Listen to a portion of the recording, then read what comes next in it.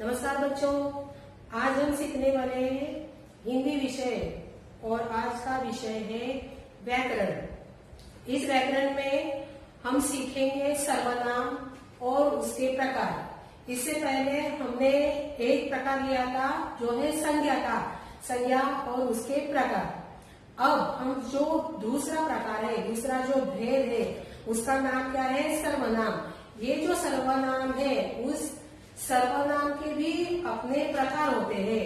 अभी ये जो सर्वनाम है, वो सर्वनाम किसे कहते हैं पहले हम देखेंगे। देखो, सर्वनाम मतलब जिन शब्दों का प्रयोग संज्ञा के स्थान पर किया जाता है उन्हें सर्वनाम कहते हैं।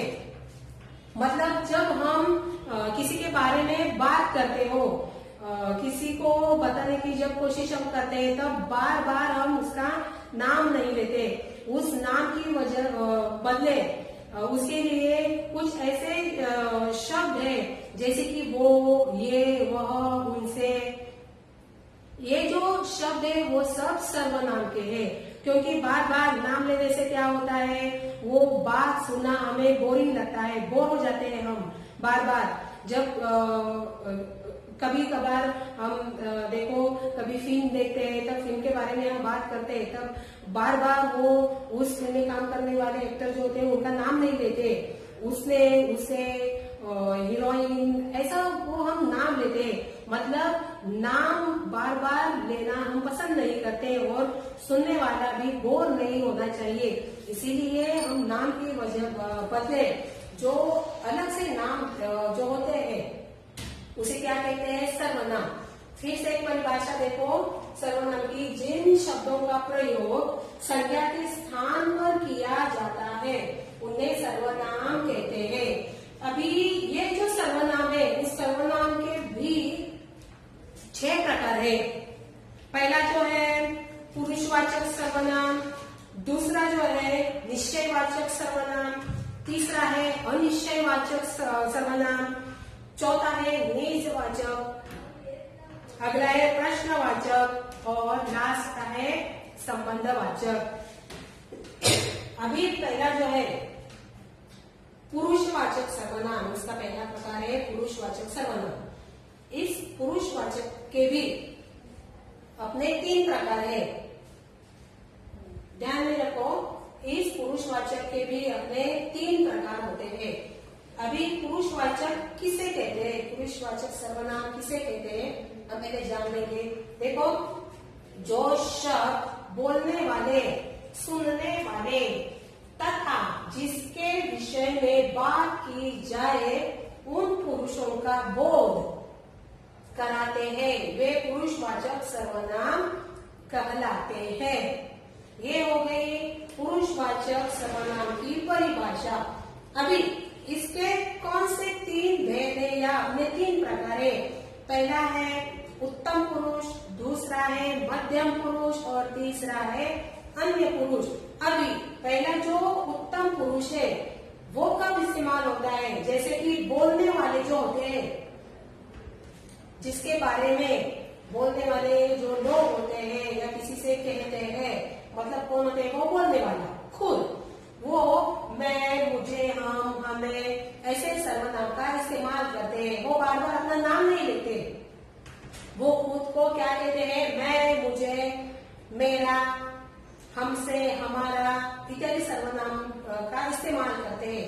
ये सब उत्तम पुरुष में आते हैं। दूसरा जो भेद है, प्रकार है, वो है मध्यम पुरुष।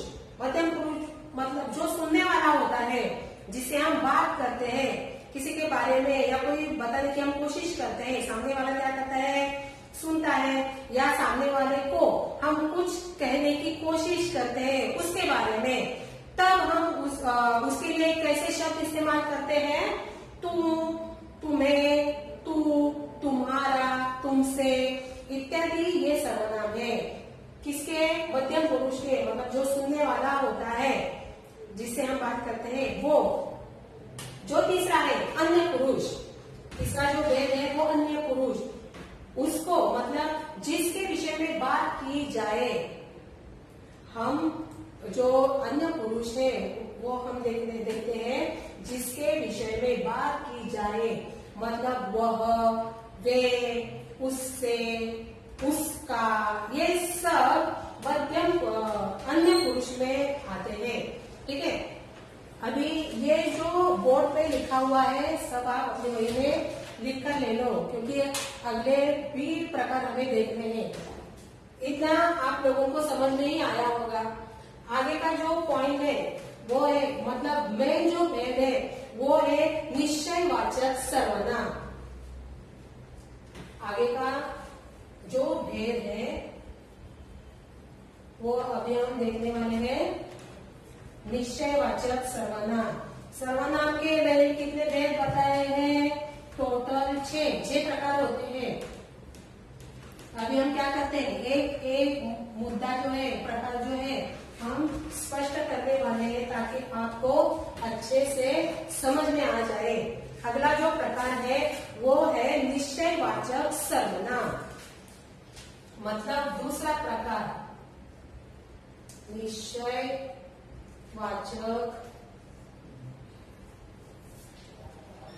सर्वनाम। देखो, जिस सर्वनाम शब्द से किसी निश्चित व्यक्ति, वस्तु या स्थान का बोध होता है उसे निश्चयवाचक सर्वनाम कहते हैं। जिस सर्वनाम शब्द से, अभी इसकी जो परिभाषा है वो देखो, जिस सर्वनाम शब्द से, जिस सर्वनाम शब्द से किसी निश्चित व्यक्ति, किसी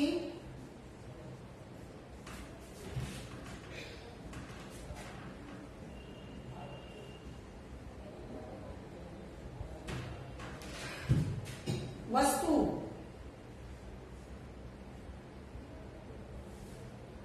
या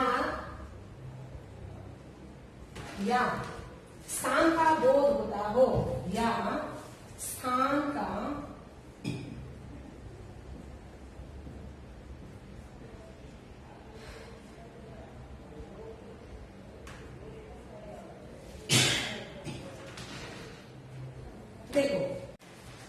देखो अगला जो प्रकार हम देख रहे हैं वो निश्चयवाचक सर्वनाम का है।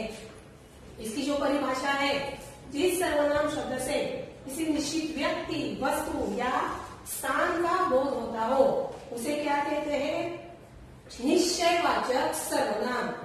जैसे कि यह नईम की गाय है। अभी जो पहला उदाहरण है, यह नईम की गाय है। ठीक है, ये पहला उदाहरण है। अभी निश्चित स्थान हमें यहाँ दिखाई देता है। निश्चित स्थान कौन सा है? यह। ठीक है, अगला जो है उदाहरण, तुम्हारी पुस्तक वहां है। देखो, वह है। अभी ये भी एक, वह एक क्या है? स्थान है। कोई बता रहा है कि तुम्हारी पुस्तक वह है, मतलब निश्चित स्थान पर वो पुस्तक रखी हुई है और निश्चित स्थान पर गाय खड़ी है और कोई बता रहा है कि यह नहीं की गाय है। मतलब आपको समझ में आया होगा कि निश्चयवाचक सर्वनाम किसे कहते हैं? निश्चित व्यक्ति, निश्चित वस्तु या स्थान का बोध होता हो उसे क्या कहते हैं? निश्चयवाचक सर्वनाम। अगला जो प्रकार है अनिश्चयवाचक सर्वनाम। अगला जो प्रकार है वो है अनिश्चयवाचक सर्वनाम। अभी उसकी परिभाषा देखो,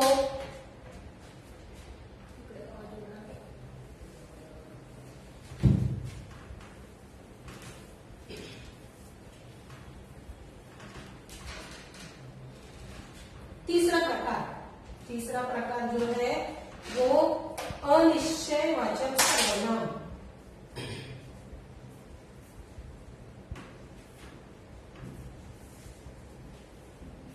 वो है अनिश्चयवाचक सर्वनाम। जिन सर्वनाम शब्दों से किसी निश्चित व्यक्ति, वस्तु या स्थान का बोध न हो उन्हें अनिश्चयवाचक सर्वनाम कहते हैं। देखो इसकी परिभाषा, जिन, जिन, जिन सर्वनाम शब्दों से किसी किसी निश्चित निश्चित व्यक्ति, वस्तु या स्थान का बोध न हो, उन्हें अनिश्चयवाचक सर्वनाम कहते हैं। पहले जो हमने देखा निश्चयवाचक सर्वनाम, उसमें क्या था कि निश्चित स्थान का बोध होता है। अभी यहाँ कोई निश्चित स्थान का या व्यक्ति का या स्थान वस्तु का बोध नहीं होता, उसे क्या कहते हैं? अनिश्चयवाचक सर्वनाम। इसके उदाहरण देखो, बाहर कोई है, बाहर कौन है हमें पता नहीं है, कोई है, कोई मतलब अनिश्चित, मतलब हमें पता नहीं है। दूसरा देखो, रमेश ने कुछ कहा, रमेश ने क्या कहा पता है? कुछ कहा होगा, कुछ शब्द को अंदर ले लाएगी। तीसरा जो है, वे किसी से बात कर रहे थे, जब वो कैसे भी फोन पे बात कर रहे हैं या किसी से जो हम उसे पहचान ही नहीं पा रहे हैं, हम दूसरे को बताने की कोशिश करें, वो किसी से बात करे, किसी से बात करें हमें पता नहीं है, इसलिए किसी, इस शब्द को क्या आएगा? अंडरलाइन आएगा। चौथा जो है वो निजवाचक सर्वनाम है। चौथा जो है, चौथा है निजवाचक, निजवाचक सर्वनाम। देखो, जो सर्वनाम शब्द अपनेपन का बोध कराते हैं उन्हें निजवाचक सर्वनाम कहते हैं। जो शब्द अपनेपन का बोध कराते हैं उसे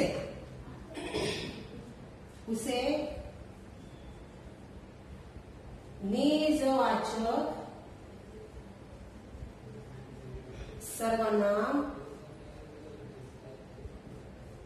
कहते हैं, निजवाचक सर्वनाम कहते हैं। अभी इसके उदाहरण देखो, पहला है मैं अपने आप खाना ले लूंगा, निजवाचक मतलब खुद, निज मतलब खुद। क्या कहते हैं? जो शब्द अपनेपन का बोध कराते हैं उसे निजवाचक सर्वनाम कहते हैं। पहला जो उदाहरण है, मैं अपने आप खाना ले लूंगा, मैं अपने आप में क्या आएगा? अंडरलाइन आएगा, मैं अपने आप खाना ले लूंगा। दूसरा जो उदाहरण है, तुम्हें अपना काम स्वयं करना होगा, कोई कह रहा है कि तुझे अपना काम स्वयं करना होगा, स्वयं के नीचे अंडरलाइन आएगी। तीसरा है, यह अपना घर है, यह किसका घर है? अपना घर है, इसलिए अपना जो शब्द है उसके नीचे अंडरलाइन आएगी। अभी पांचवा जो प्रकार है वो है प्रश्नवाचक।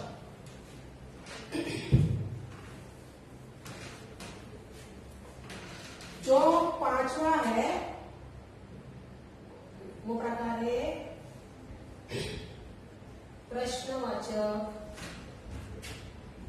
सर्वनाम। अभी प्रश्नवाचक सर्वनाम मतलब जो सर्वनाम शब्द किसी प्रश्न का बोध कराते हैं उसे प्रश्नवाचक सर्वनाम कहते हैं। फिर से परिभाषा देखो, जो सर्वनाम शब्द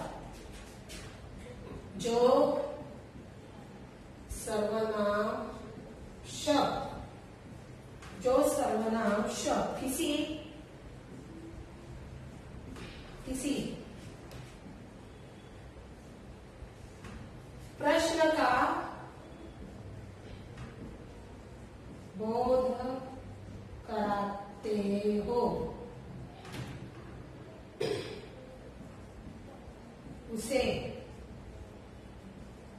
प्रश्नवाचक सर्वनाम कहते हैं। देखो प्रश्नवाचक सर्वनाम की परिभाषा, जो सर्वनाम शब्द किसी प्रश्न का बोध कराते हो उसे प्रश्नवाचक सर्वनाम कहते हैं।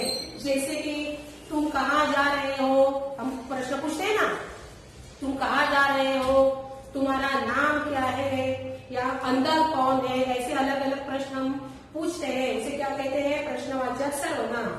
और जो लास्ट वाला है, मतलब 6 नंबर का, अब तक हमने कितने प्रकार देखे, 5 प्रकार। अभी जो लास्ट वाला है वो है संबंधवाचक सर्वनाम। संबंधवाचक सर्वनाम, अभी इसमें एक दूसरे का संबंध बताया जाता है। जो सर्वनाम शब्द एक दूसरे के साथ संबंध बताते हैं उसे संबंधवाचक सर्वनाम कहते हैं। अभी इसकी परिभाषा लिख लो आप। जो सर्वनाम शब्द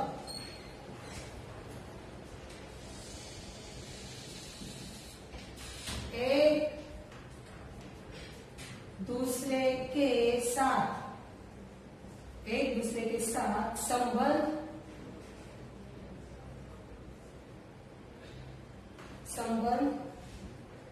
बताते हैं उसे संबंधवाचक सर्वनाम कहते हैं। अभी इसके उदाहरण देखो आप।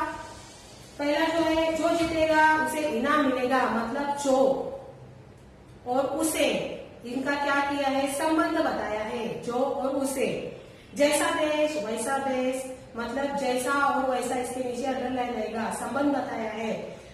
अशोक जो कहता है वही करता है, मतलब जो और वही के नीचे क्या आएगा, अंडरलाइन आएगा। मतलब ये आपस में क्या दर्शाते हैं, संबंध दर्शाते हैं। अभी आपको और एक उदाहरण देती हूँ। जो जीतेगा वही सिकंदर, मतलब जो और वही, इसके नीचे क्या आएगा, अंडरलाइन आएगा, मतलब संबंध दर्शाया है।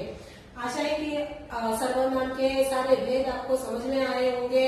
अब तक जो हमने पढ़ा है और लिखा है बोर्ड में, वो आप अपने वही में लिख लीजिए। और जितना भी हमारा व्याकरण होता है उस पर आप ठीक से उसका प्रयास करें और वो समझने की कोशिश करें, क्योंकि एग्जाम के लिए ये बहुत इम्पोर्टेंट है आपके लिए। और मिलते हैं अगला जो हमारा प्रकार है विशेषण के साथ। हम फिर से नया वीडियो लेकर आएंगे। तब तक के लिए नमस्कार।